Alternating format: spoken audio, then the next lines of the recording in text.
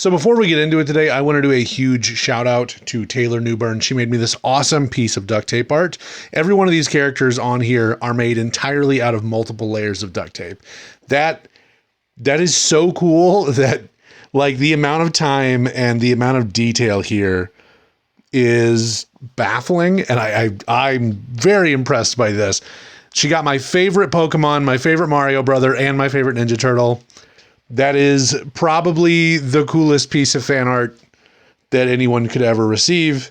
Thank you so much, Taylor. I'm going to be hanging this right here. Hey, everybody, it's Editing Logan from the future. I also want to do a shout out to the very talented Samantha Woods. She made my new channel avatar. See it right there? It's beautiful. You can check out Samantha's portfolio at swoodsart.myportfolio.com, and you can also check out her Instagram at samanthawoods.art. Both of those will be right here, and will also be a link down in the pinned comment as well as in the description. Samantha, thank you. I could not have asked for better. This is fantastic. I look forward to working with you again in the future. RPGs, role-playing games. Easily one of my favorite genres when I was growing up. I replayed the Pokemon games, Dragon Quest, Final Fantasy so many times on my Game Boy Color. Yes, I am that old. Don't worry, Pops. We're almost across the street. And though as I grew, other gaming genres kind of came and left in my life, the RPG genre really stayed. Like, I never really grew tired of RPGs. I maybe don't have as much time to play them as I did when I was a kid, but I still love them. So what makes a good RPG? Now, RPGs don't necessarily have to be fantasy. There are plenty that are in the sci-fi genre, but for the most part, we're just going to compile all of those into one little thing. So when I say fantasy worlds, I'm not just talking about Lord of the Rings. I'm including like Star Wars. Some people might find that contentious, but like, I don't know, man, they're in the same section at the library. So the things that make a good RPG are an engrossing fantasy world, fun characters, hopefully a good story, but as long as the gameplay's there, story can come secondary. Like when it comes to video games, I would rather play a fun game that has a lackluster story than I would play through a really good story that has like no gameplay. We already have a medium for that. And finally, the combat should be fun. The combat shouldn't be, choppy or annoying. The combat shouldn't even be the worst part about the game, because most RPGs are going to have a decent amount of combat. And just from that list, I can name plenty of RPGs that I've enjoyed time and time again. From the Octopath series to the Elder Scrolls series, this list really does encapsulate what I think makes a fun RPG. Which is why it is shocking to me that until the last 2 years, I have not played a single Mario RPG. Some part of me knew they existed, but I just hadn't tried any of them. And I'm gonna say it's a damn shame, because Mario has an engrossing fantasy world with lots of cool settings, fun characters, there is generally some semblance of a story, and I've never played a Mario game where I didn't at least kind of enjoy the gameplay and the combat. And it's so sad, because I grew up in the days when all of the Mario RPGs were coming out. I had a Nintendo 64. I never played Paper Mario. I had a GameCube. I hadn't played Thousand Year Door. I haven't played the creme de la creme of Mario RPGs until the week before I recorded this video. That is a sad sentence for me. It's extra sad because I'm absolutely loving the game so far. It is as good as everyone's hyping it up to be, for real. So I can now say that I have successfully dipped my toes into each of the main Mario RPG franchises, and I just kind of like to talk about them. Quick disclaimer, I will not be discussing the Mario Rabbids games, not because I don't count them. They are objectively part of this overarching, RPG landscape for Mario. But like, I hate Ubisoft. They can eat my ass. So we're gonna start with the original, the OG, the Mario RPG from the SNES. Specifically the version that I got to play recently, the remake on the Switch. This game is so well made. This thing was remade from the ground up. I mean, it kind of had to be, right? The other one was literally pixels and sprites, and I gotta be honest, I do love that art style. I love pixels and sprites. Pixels and sprites make me smile, but that is a topic for another day. Now we have this super clean 3D art style. It's got a completely redone soundtrack. It does have an option for switching back to the original soundtrack in the settings. So if you want to just jam out the way you did when you were younger, or if you want to see what it was like to be old like me, then you can flip that back and just kind of check out what the old soundtrack was. And I gotta be honest, they both slap. So the Mario RPG starts off like a lot of Mario games do. Mario's on his way to save Princess Peach from Bowser when suddenly a giant sword crashes through Bowser's castle. A group of strange villains, each based off of a different type of weapon, have invaded the Mushroom Kingdom, and it's up to Mario to save the day. Mario is joined by Peach, Bowser, a frog named Mallow, and fan favorite character Geno. His little wooden puppet. The gameplay here is pretty snappy. There are a few moments that are kind of light platforming elements, but for the most part, this is a straightforward, fairly short JRPG. Once you've beat the game, there are some post-game things that have been added to the game. You can re-challenge bosses that are now beefier than they were before. All in all, very fun. I had a blast playing this game. I have a friend who I believe this was his first ever game that he played back in the day on the OG SNES. Scott, if you're watching, you need to play this game. It is so damn fun, and I don't even have the nostalgia for it that you do. The next series is the Mario and Luigi series. These were originally on the Game Boy Advance, and I believe later on the DS. Currently, the first Mario and Luigi game, Superstar Saga, is available on the NSO on the Game Boy Advance app. This is a series that I'm actually kind of baffled that I never played. Like, I'm upset that I haven't played any of them, but we played so many Game Boy Advance games when I was growing up. We played everything on the Game Boy Advance. We got so many Game Boy games, and I never got this. I have no idea why. I don't even think I knew it existed.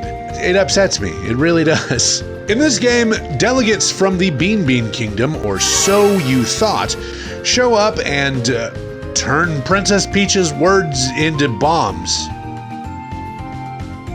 Yeah. So the Mario Brothers team up with Bowser to go put a stop to the Bean Bean Kingdom's weird uprising. The rescue mission doesn't go so good. But what's important is that Mario and Luigi make it to the Bean Bean Kingdom, and you get to explore this strange new section of the Mario world that we hadn't even heard of before. And it's a lot of fun. It really is a blast. There's a lot of good humor in this one. There's really good humor in all of these. I absolutely adore the sprite work in this game. I know this was remade and that it was, done different on, I think, the 3DS. But, that one doesn't hit me the same way that, the remake of Mario RPG does. The sprite work on the Game Boy Advance was so good. I love all of the pixel art on the Game Boy Advance. Something about that style specifically is so nostalgic for me, and getting rid of it kind of feels like a slap in the mouth, I'm not gonna lie. Also, I'm just gonna say it, the artwork for the Mario and Luigi series might be some of my favorite ways to draw the Mario Brothers. It looks so good. The only art style that I can honestly say I like maybe better is the next franchise, Paper Mario. Something I made sure to do before Thousand Year Door dropped, I got on the NSO, went to the N64 section, and I started playing the original Paper Mario for the first time in my life. In this one, Mario is trying to save Peach from Bowser. Very classic setup. Bowser kind of beats your ass in the beginning, and it's pretty wild. That doesn't usually happen. So throughout the game, you're trying to power up so you can really come back and teach him a lesson. There's a lot of sections in this game where you get to play as Peach, sneaking around her own castle, and it's being guarded by Koopas. It's a lot of fun. It's just a really fun game. The only thing that's really disappointing in it compared to the other two are that in this one, you're really just exploring the Mushroom Kingdom. You are exploring sections that you've never seen before, and you get so many fun side characters and companions that really get to join your party. I highly recommend playing it. If you have the NSO, get on N64 and try it. It's just a really fun game. And then finally, the one that I really, really want to talk about, the one that I have been dying to play for years, and couldn't afford. The one that inspired me to buy this hat at Hannibal Comic-Con like a month ago. Paper Mario, The Thousand Year Door. Chronologically speaking, when you look at like the history of the Mario RPGs, this was the first one that decided to just not take place in the Mushroom Kingdom. I don't even know if there's a technical name for the like little section of world that you're in, but a good portion of it takes place in a city called Rogueport, which is like, it's just a D&D city. This one takes everything that the original Paper Mario did and does it just better, in my opinion. We get just as many fun companions, but this time we get, I think, even more just like flat. Like I really like enjoyed the little backstory snippets that we get of some of these characters. This one has a whole actual plot beyond the just saving of Peach. That is part of it. Some weirdos have captured Peach. Bowser is also kind of pissed about it, so you get to play as Bowser in a few sections. He wants to capture Peach, that's his thing. Now, I've looked at a lot of clips and watched a lot of gameplay of the original one ever since I started playing the new one.